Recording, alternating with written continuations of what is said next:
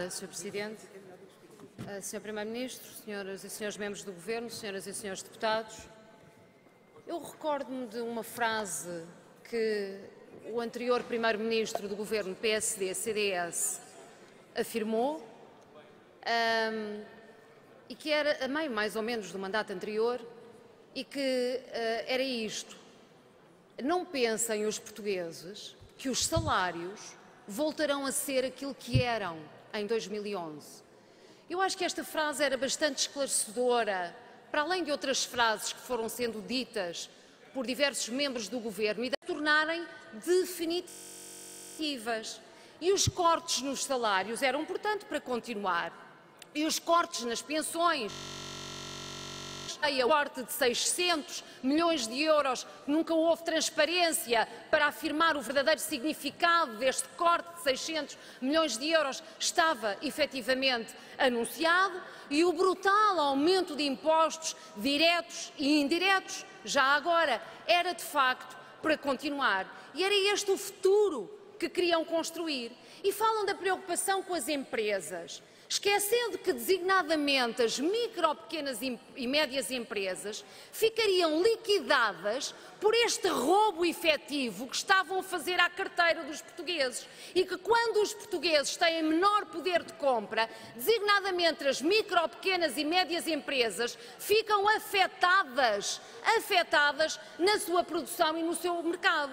Mas o PSD e o CDS não querem saber disso, porque, na verdade, tornaram claro também, durante o seu percurso no anterior governo, que o seu serviço nem era às micro, pequenas e médias empresas, nem à economia do país, era às grandes empresas, aos grandes grupos económicos, e por isso, assim que encontraram alguma folgazinha, aquilo que fizeram foi acabar com a contribuição extraordinária do setor bancário. Estava já anunciada a curtíssimo prazo liquidar a contribuição extraordinária para o setor energético. O plano era descer o IRC para as grandes empresas todos os anos e, portanto, o serviço aos grandes grupos económicos e às grandes empresas estava feito. O resto, senhoras e senhores deputados, portugueses em geral e micro, pequenas e médias empresas, não faziam parte das vossas preocupações. Eram, de resto, um meio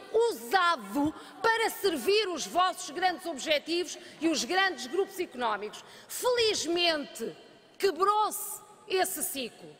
E os verdes estão orgulhosos, evidentemente, de contribuírem para a quebra desse ciclo. E agora é evidente que os senhoras e os senhores deputados não gostam de orçamentos de Estado que possam servir efetivamente os portugueses e a generalidade das famílias portuguesas. Não gostam, porque de resto isso é uma prova de que havia uma política alternativa que poderia ser prosseguida, que os senhores diziam que não havia, porque achavam que tudo aquilo era inevitável. Não era inevitável, porque de facto isto faz-se de opções políticas.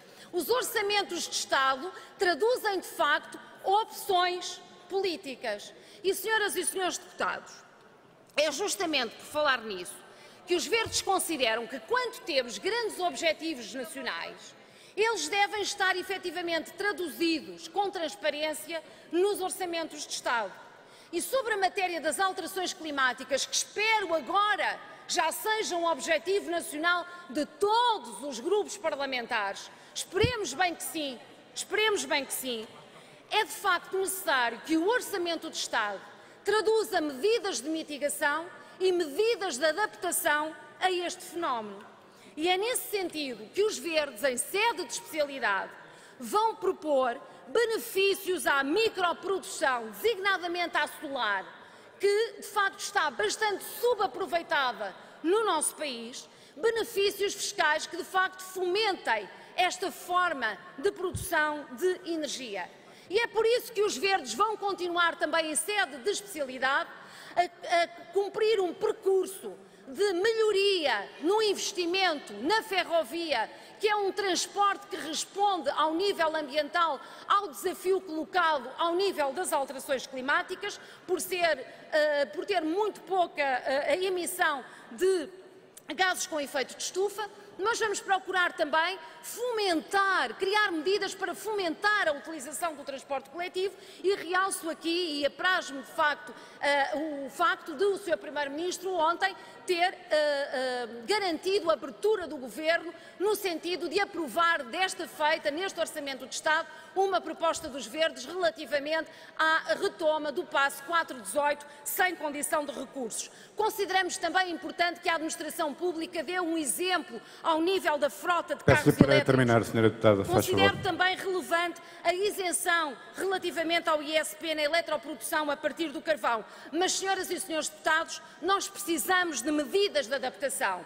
E nessas medidas de adaptação, o reforço na vigilância nas nossas florestas hoje é determinante. Tolerância nula. Faz favor, terminar. Muito bem. É determinante o reforço na vigilância e os Verdes vão, de facto, apresentar propostas muito concretas para que essa vigilância seja efetiva e o nosso território e a nossa população fiquem desta forma mais seguros. Muito obrigada, Sr. Presidente.